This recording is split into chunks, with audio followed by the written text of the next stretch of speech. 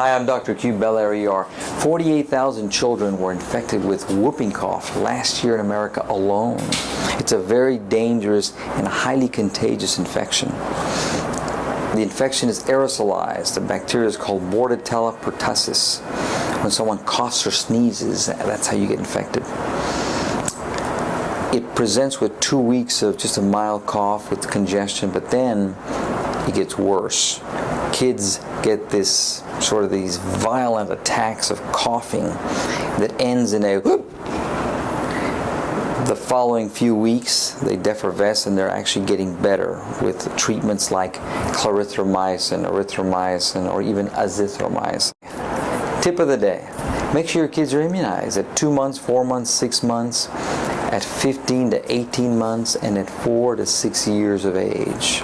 I'm Dr. Q and I care for you.